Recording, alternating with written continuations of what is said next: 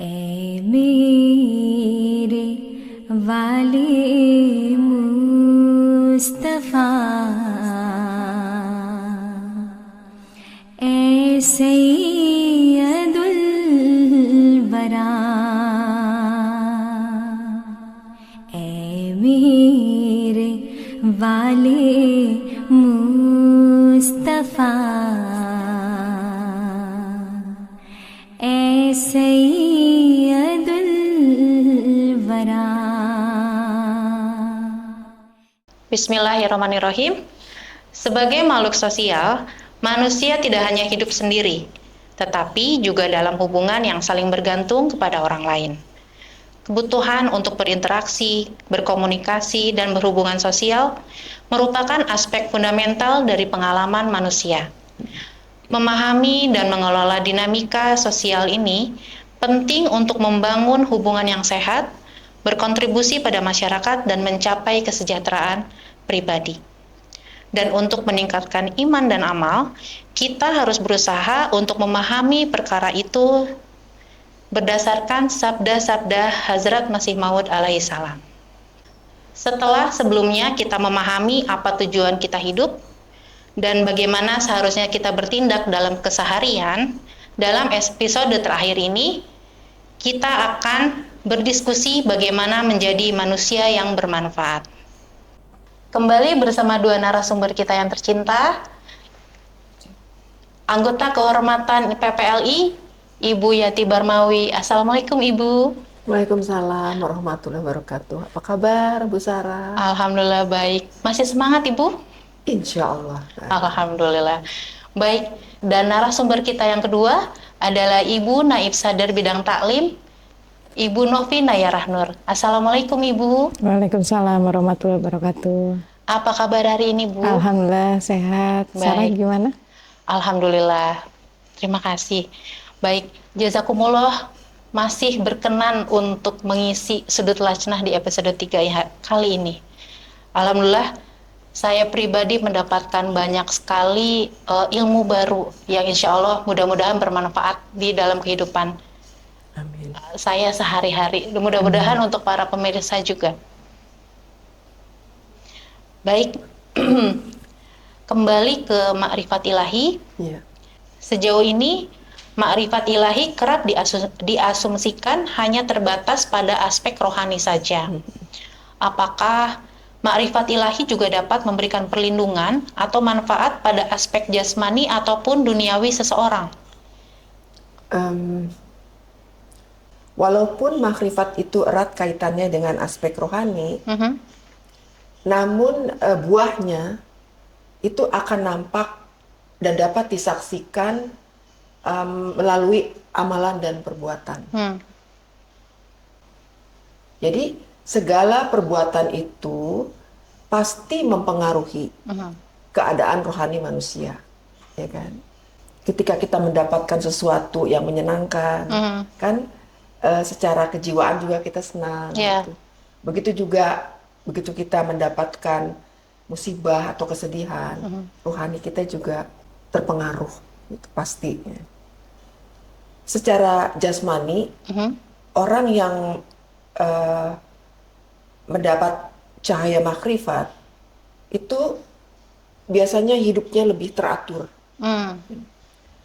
Kemudian dalam sikapnya juga lebih terjaga, hati-hati. Dan kerendahan hatinya akan selalu memancar dari perilakunya. Masya Allah.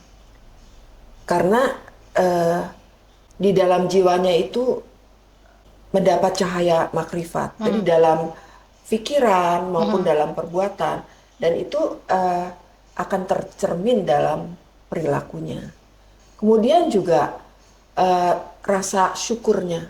Rasa syukur kepada Allah Ta'ala setiap waktu, apapun yang dialaminya. Tapi rasa syukurnya kepada Allah Ta'ala itu tetap dia jaga gitu. Maka hidup sehari-harinya juga akan terasa lebih ringan. Jadi siapapun dia, apapun pekerjaannya, masalah yang dihadapi, segala keseharian hidupnya. Dia selalu bersyukur kehadirat Allah Subhanahu wa Ta'ala. Gitu. Karenanya hidup menjadi terasa lebih ringan. Itulah yang cahaya makrifat tuh sampai bisa merubah perilaku menjadi lebih baik. Masya Allah. Jadi semuanya itu karena karunia Allah Ta'ala gitu. Ya. Mungkin Bu Novi bisa melengkapi. Boleh izin.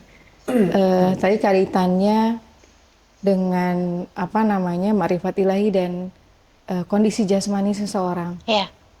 Tadi Bu Yati sudah menyampaikan bahwa seseorang yang sudah memperoleh makrifat ilahi kehidupannya akan lebih teratur. Contoh sederhana saja ya. Misalnya seseorang yang sudah rutin sholat tahajud akan bangun lebih pagi. Itu perubahan perilaku secara jasmani. Atau contoh berikutnya adalah ketika kita melakukan puasa. Banyak sekali manfaat kesehatan yang sudah dibuka oleh para peneliti ya. Manfaatnya sangat banyak untuk kesehatan. Termasuk gerakan sholat. Bahkan gerakan sholat sekalipun, misalnya dengan kita melakukan ruku, sujud, itu ada muncul, nah itu dibalik.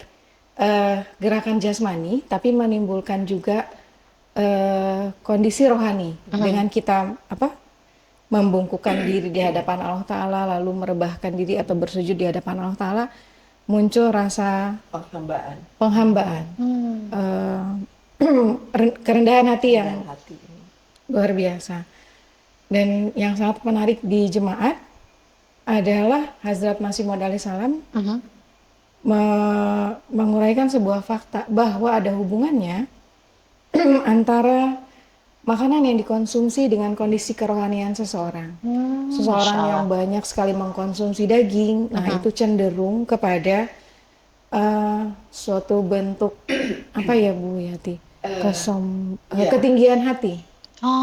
Ketinggian hati. Seseorang yang terlalu banyak mengkonsumsi sayur, sebaiknya akan Terlalu lemah ya, menjadi lemah. terlalu lemah. Kurang keberanian ya kalau Kurang nggak salah ya. keberanian. Dan yang disarankan di dalam Islam adalah mengambil jalan tengah. Tadi sudah banyak disampaikan sesuatu yang berlebihan, optimisme, pesimisme. Jadi semua tuh harus dalam kadarnya. Semua harus dalam kadarnya. Dan sangat ada hubungannya antara jasmani dan rohani dan sebaliknya. Demikian juga bahwa di dunia ini atau di semesta ini hukumnya adalah hukum sebab akibat. Juga di dalam kehidupan kita gitu. Jadi selalu kita harus mawas diri gitu. Karena apapun yang dilakukan oleh kita itu akan menyebabkan akibat gitu. Apapun sebab yang kita lakukan akan menimbulkan akibat yang harus kita tanggung. Yaitu makanya kita harus mawas diri itu gitu.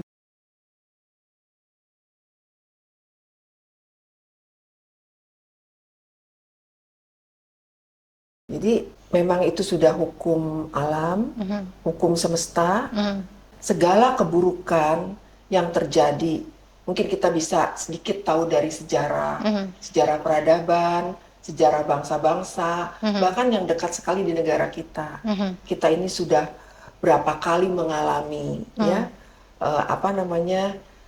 zaman penjajahan, kemudian zaman kemerdekaan, sampai sekarang. Gitu. Nah, itu semua adalah sebab akibat. Kalau boleh saya sampaikan sedikit, misalnya saja, kita ini bangsa begitu besar, kok bisa dijajah sampai ratusan tahun. Nah, apa sih penyebabnya gitu? Nah, kalau kita belajar dari sejarah negara kita sendiri, bahwa ketika masa itu abad ke-17 lah, 1600 sekian, ada maskapai dagang yang mencari rempah-rempah hingga ke Nusantara. Dia melihat begitu luar biasanya di Nusantara ini, Kaya ya. kekayaannya. Tetapi Nusantara ini dikuasai oleh kerajaan-kerajaan kecil Oh, atau kesultanan-kesultanan kecil. terkotak-kotak ya. Iya, besar, tapi masing-masing punya ego sendiri, Ya. punya kepentingan sendiri. Nah, si maskapai yang haus dengan kekayaan ini dan sudah dilengkapi dengan segala hal untuk dia bisa berlayar sebegitu jauhnya dengan keuangan dan lain-lain, melihat gitu bahwa ada potensi yang besar sekali untuk mengambil kekayaannya. Bagaimana? Apa caranya? Nah, pendeknya kita belajar dari situ bahwa sebab dari kita dijajah begitu lama itu adalah dari tidak bersatu. Masya Allah. Gitu. Iya. Walaupun punya potensi, punya kekayaan, punya orang-orang pandai, punya orang-orang pemberani, tapi masing-masing. Ya. Gitu.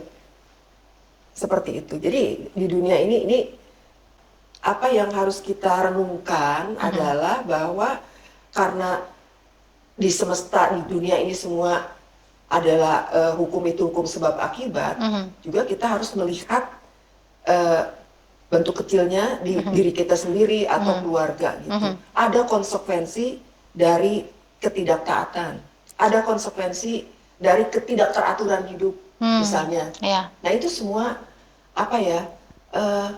Ya tanggung jawab kita untuk mengelolanya, untuk apa namanya? Bagaimana kita mengatur kehidupan kita supaya tidak terjadi akibat yang merugikan. Nah itu makanya di dalam Islam itu kita ini dipandu ya, apakah dari segi lahiriahnya, batiniahnya, itu untuk menuju kebaikan kita sendiri itu semua. Itulah Menarik nih, hukum Bu. sebab akibat itu. Padahal nih kalau kembali ke tadi saya ceritakan, waktu VOC datang itu, negeri Belanda tuh belum ada di dunia, masih Masya dijajah, Allah. belum ada, Oh, belum iya. ada, boleh lihat di sejarah. Jadi negeri Belanda itu belum ada, itu maskapai dagang, VOC itu. Belanda, yang namanya Belanda masih dikuasai Spanyol. Coba lihat caranya, luar biasa sekali, itu cuma maskapai dagang bisa sedemikian rupa. Iya, sekelompok jadi- kecil ya. Nah, jadi intinya kita tuh nggak boleh terpecah-pecah. Gitu. Harus Itu bersatu. hukum sebab akibat dari terpecah-pecahnya masing punya ego sendiri, tidak bisa membangun kekuatan. Sama di dalam kehidupan kita sehari-hari juga, dalam keluarga, di dalam jemaat kita sebagai anggota lajnah, ya, bagaimana kita harus taat pada aturan, pada nizam, karena nanti ada hukum sebab akibat yang mengikuti kita. Gitu. Masya Seperti Allah, itu. luar biasa. Iya. Ini menarik sekali sih, Bu. Berarti dengan adanya hukum sebab akibat itu, nasib kita juga ditentukan oleh kita ya, Bu ya? Iya.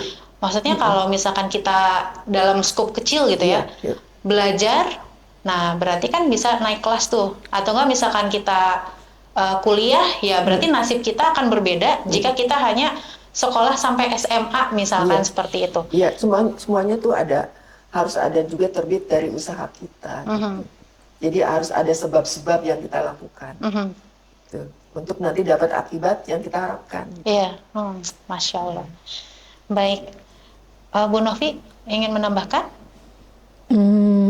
Kalau dari contoh jasmani ya, atau yang bukan berupa kehidupan rohani, Iya. tadi ketidakteraturan, ke kondisi lalai abai, misalnya contoh ketika seseorang membuang sampah sembarangan, baru dari satu individu, dan itu terjadi di individu-individu lain yang sama. Akibatnya adalah sampah menumpuk dan bisa terjadi banjir.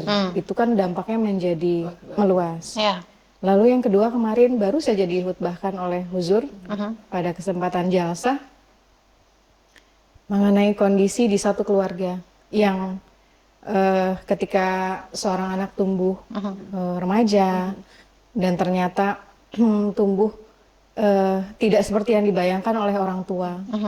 Gus Dur bersabda bahwa sudah seharusnya orang tua yang mengintrospeksi dirinya. Apakah kita sudah memberikan tarbiyat yang baik sedari dini? Karena perubahan akhlak, bagaimana kita menanamkan akhlak fadilah di dalam diri anak-anak kita itu harus dimulai sejak kecil. Dan tidak hanya itu, orang tua harus memberikan contoh. Di dalam buku yang Hazrat Amazan juga memberikan contoh bahwa hanya dengan melihat ibunya sholat saja, anak yang masih belum punya intelijensi ya, dia bisa melihat bahwa oh itu adalah, walaupun baru dalam sebuah gerakan penghambaan kepada Tuhannya gitu ya. Nah itu merupakan hukum sebab akibat. Akibat kelalaian orang tua, anak tumbuh menjadi tidak seperti yang diharapkan, yang sesuai dengan ajaran agama misalnya. Nah itu juga adalah salah satu hukum sebab akibat. Masya Allah, luar biasa. Sudah sangat jelas sekali ini. Ke pertanyaan selanjutnya. Baik, Bu Novi, dari 2 episode sebelumnya kita sudah belajar tentang tujuan hidup. Kemudian bagaimana seharusnya kita dalam menjalani keseharian yang sesuai dengan tujuan hidup tersebut. Nah, setelah kita mengetahui hal dasar tersebut, apa yang selanjutnya Allah Ta'ala inginkan dari kita?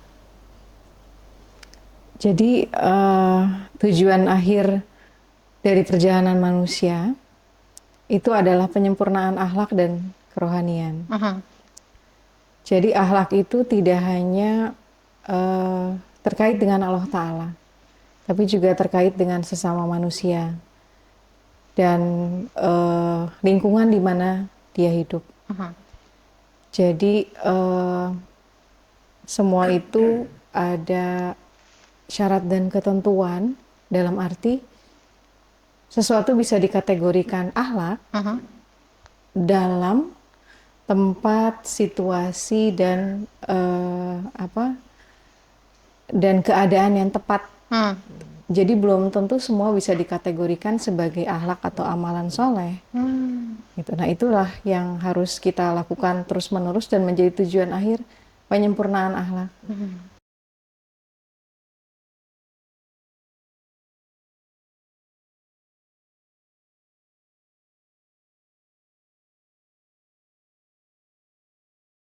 Masya Allah. Baik, Bu Yati apa ingin menambahkan? Jadi orang-orang yang berakhlak sempurna gitu. Jadi kalau di dalam satu kaum itu banyak yang berakhlak sempurna, itu akan menciptakan peradaban Islam. Jadi orang yang rohaninya sempurna akan mencapai makom derajat. Jadi para nabi, para siddiq, para syahid dan orang-orang soleh. Gitu. Seperti juga yang kita sering mendengar surah An-Nisa ayat 70 itu. Tapi memang penekanannya adalah barang siapa taat kepada Allah dan Rasul ini. Jadi harus taat kepada Allah Ta'ala dan Rasulullah Sallallahu Alaihi Wasallam. Jadi itu luar biasa itunya untuk dapat mencapai makom kebaikan itu. Ya, jadi makom yang di dalam surah An-Nisa itu. Jadi memang ada syaratnya, itu taat kepada Allah dan Rasulullah Shallallahu Alaihi Wasallam. Masya Allah. Maka nikmat kerohanian itu akan terbuka kepada mereka, ya seperti saya sampaikan tadi.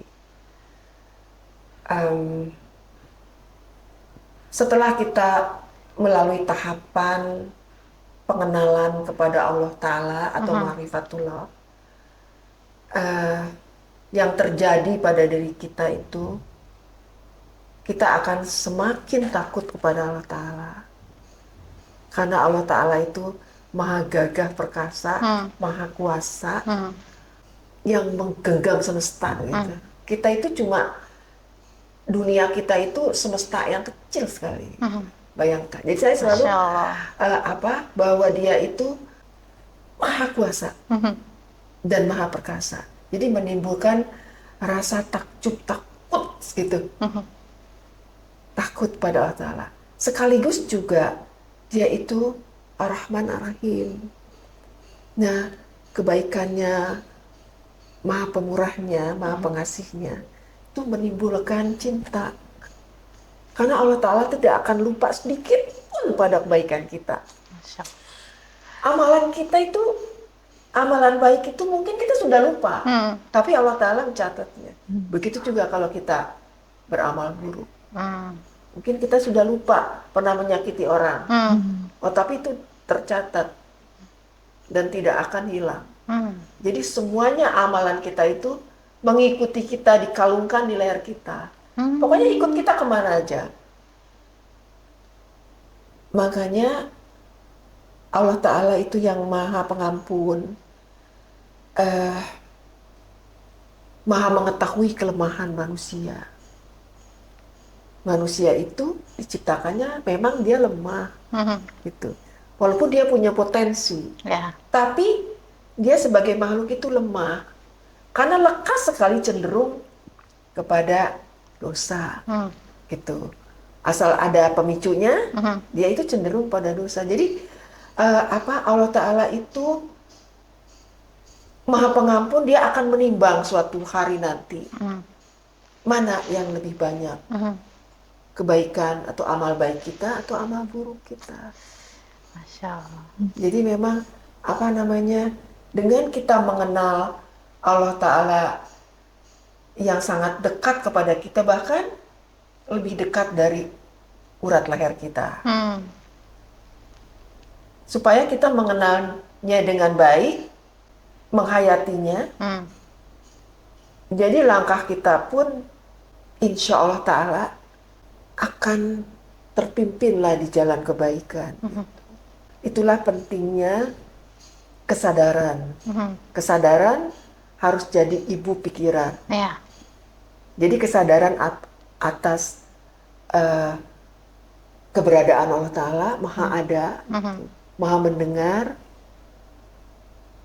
dan kita juga menyaksikan atau kita membaca dalam kitab suci bagaimana sempurnanya nubuatan-nubuatan kepada para nabi, para rasul, bahwa itu pernyataan Allah Ta'ala. Aku ada. Gitu. Nah, kalau manusia itu sampai pada keyakinan itu, dia akan takut sekali berbuat yang tidak melanggar perintahnya. Masya Allah. Kembali Sebetulnya ke sadar itu ya.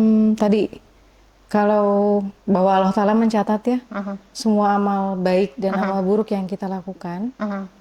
Hazrat Masih Maud alaihissalam tuh menyampaikan bahwa kita tuh harus membuat catatan. Ya Allah, catatan apa itu, Bu? Catatan amal. Artinya begini, dalam konteks perbaikan diri. Dalam satu rentang waktu tertentu, bisa seminggu, sebulan, atau apapun yang memang kita berkenan, kita mau coba gitu ya. Misalnya kita ukur dalam rentang waktu 1 minggu, tahajud yang kita lakukan berapa hari sih? Misalnya baru 1 hari. Nah, tujuannya adalah itu. Jadi daripada kita menggembar-gemborkan ibadah apa yang sudah kita lakukan pada orang lain, tapi catatan itu perlu dilakukan untuk perbaikan diri. Nah, itulah yang harus kita lakukan tadi, menuju penyempurnaan akhlak. Tidak bisa kalau bukan dari diri kita sendiri.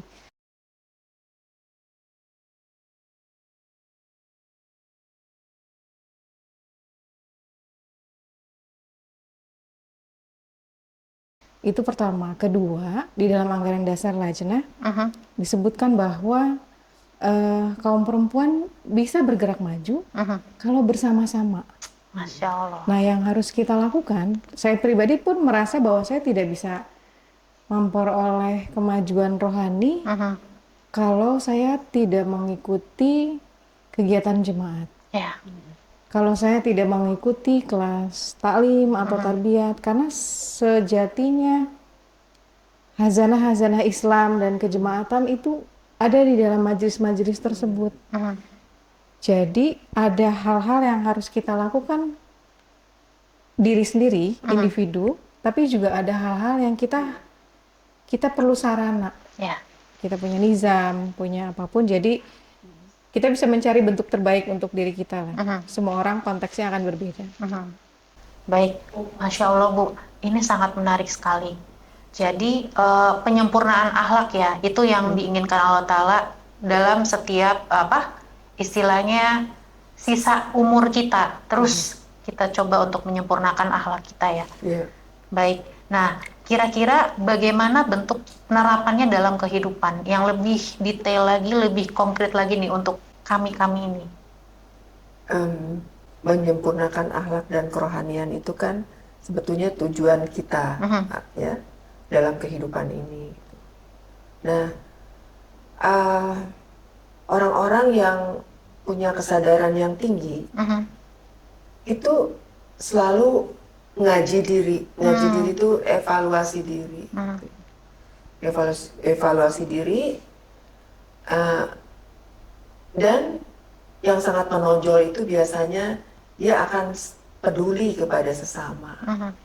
Kepeduliannya tuh tinggi gitu. Jadi peduli kepada sesama, suka menolong, cinta kasih, menjadi penyebar kedamaian di masyarakatnya. Jadi ya love for all gitu. Jadi mencintai sesamanya. Masya Allah. Jadi memang penerapannya dalam kehidupan itu, kalau orang suka ngaji diri, evaluasi diri, biasanya mereka itu akan peduli, sangat peduli pada sesamanya. Masya Allah. Akan mencintai sesama dan menyebarkan sebaik-baiknya apa sih yang bermanfaat untuk orang lain. Bahkan keperluan orang lain itu lebih utama gitu. Masya Allah. Jadi banyak orang yang sampai pada tahap itu, sampai pada tahap itu. Jadi bisa dibilang tolak ukurnya yang kebermanfaatannya itu pada sesama ya? Iya, iya. Masya Allah. Karena itu pasti ada bentuk lahirnya, ada yang dapat dirasakan oleh orang lain. Iya. Baik. Tidak akan disimpan aja di sini. Iya. Karena kan dia berbuat. Iya. Kan hidup itu perbuatan. Dia akan nampak. Masya Allah, luar biasa. Baik. Bu Novi, apakah ingin melengkapi? Nah, nyambung dari yang disampaikan Bu Yati tadi, sebaik-baik manusia adalah yang memberikan manfaat pada orang lain. Kuncinya justru itu. Dan kalau di Islam, dari segi keilmuan saja ya, yang bermanfaat itu, suatu amalan dikatakan amal yang soleh, apabila itu memang bisa disampaikan kepada orang lain. Itu akan menjadi sesuatu yang bermanfaat. Jadi daripada sebuah ilmu itu disimpan untuk diri kita sendiri, hanya menjadi sebuah harga diri, seperti meningkatkan values lah buat diri sendiri. Tapi akan lebih bermanfaat kalau kita share kepada orang lain. Kedua, tadi kan prinsip untuk mencapai Allah Ta'ala kan meninggalkan dulu keburukan. Nah, meninggalkan keburukan itu diawali dari kesucian diri. Di dalam Islam bahkan ada hukum perkawinan. Sebelum Islam datang, sebelum Islam hadir, di tanah Arab itu semua orang bisa, perempuan itu tidak ada harganya. Dan ketika ada hukum pernikahan, yang dihasilkan kan sangat penuh berkah. Sedangkan jika tidak ada hukum itu, yang ada adalah kekacauan. Setiap orang tidak menjaga kesucian farjinya.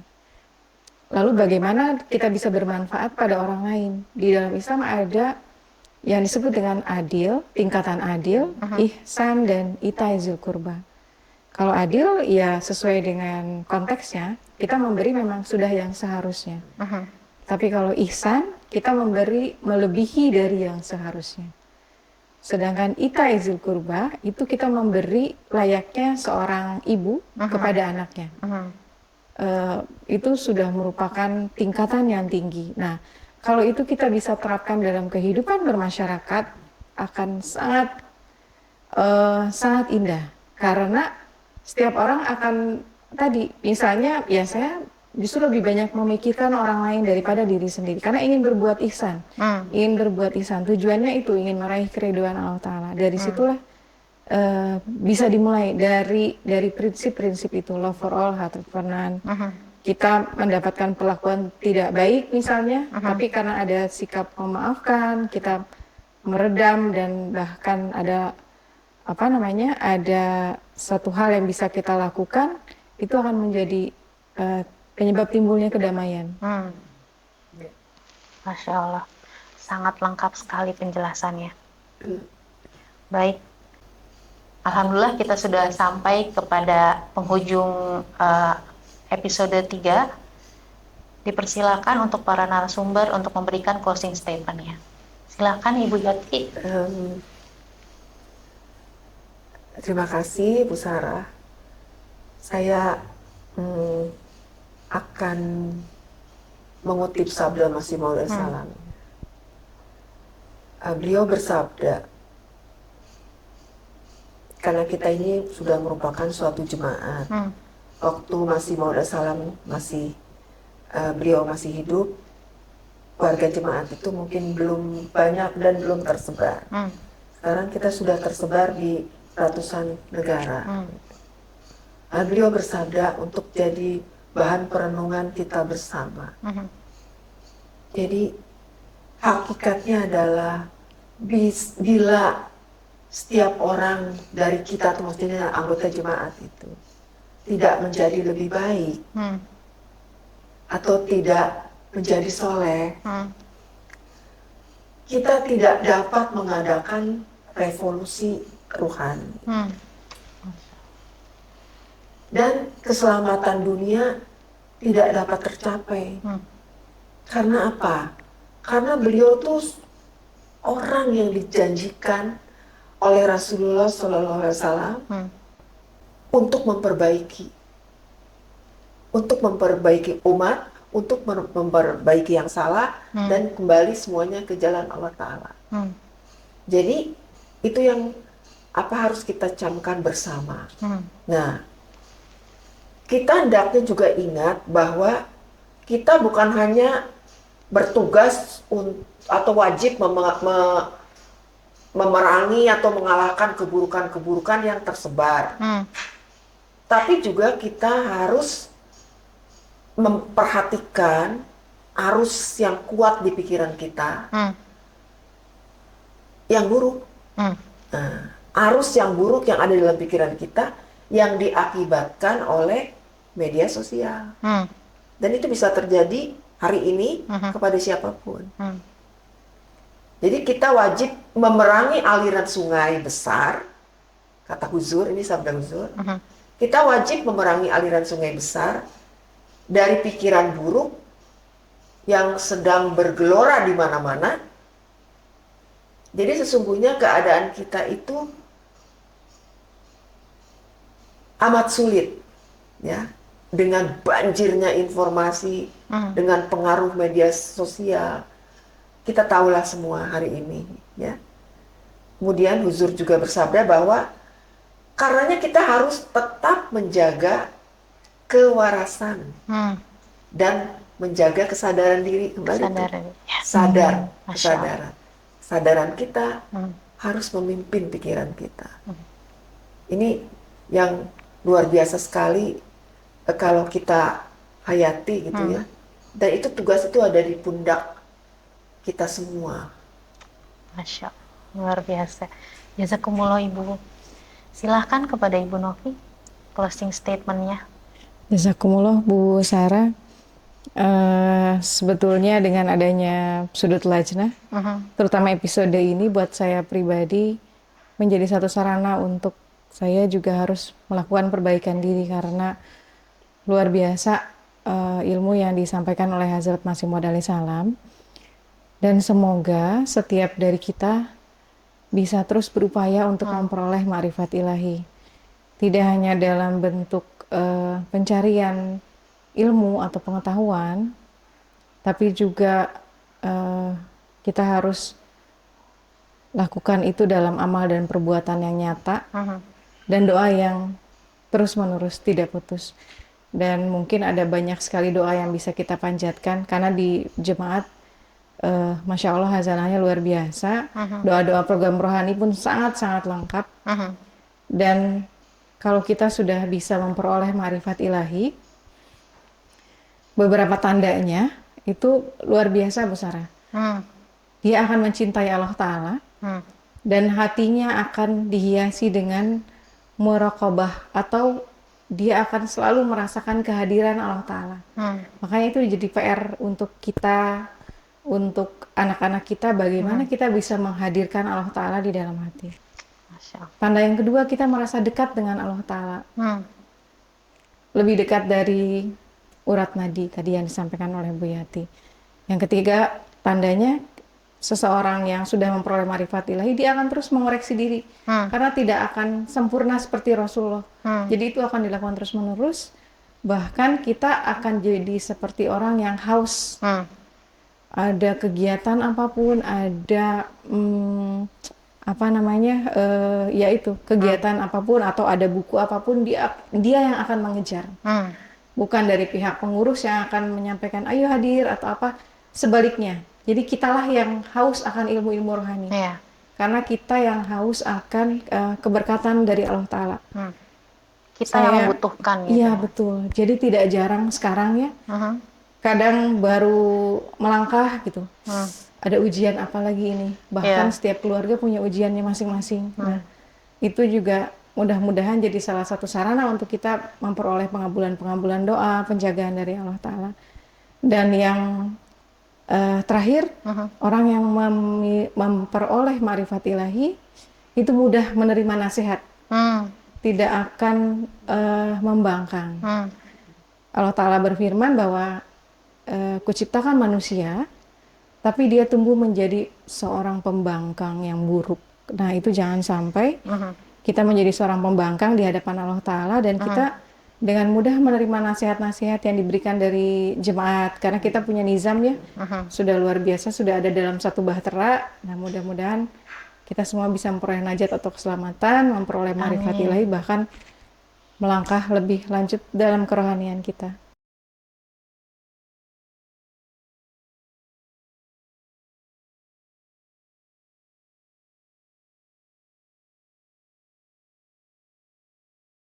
Masya Allah, amin. Amin, Allahumma amin. Jazakumullah Ibu Novi. Jazakumullah ya. Baik. Pemirsa Sudut Lajnah, dalam Islam, bermanfaat bagi sesama adalah manifestasi dari iman dan kepedulian sosial yang mendalam.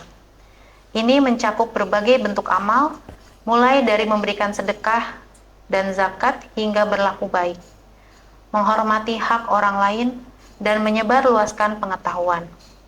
Dengan menjalankan prinsip-prinsip ini, umat Islam tidak hanya memenuhi kewajiban agama mereka, tetapi juga berkontribusi pada pembangunan masyarakat yang adil dan penuh kasih sayang.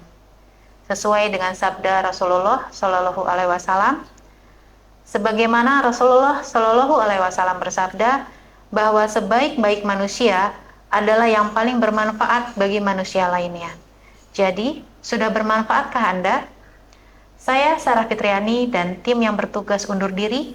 Mohon maaf atas segala kekurangan dan kelemahan. Sampai bertemu di episode selanjutnya. Wassalamualaikum warahmatullahi wabarakatuh. Waalaikumsalam. मोहब्बत खुदा करे हासिल हो तुम को दीद की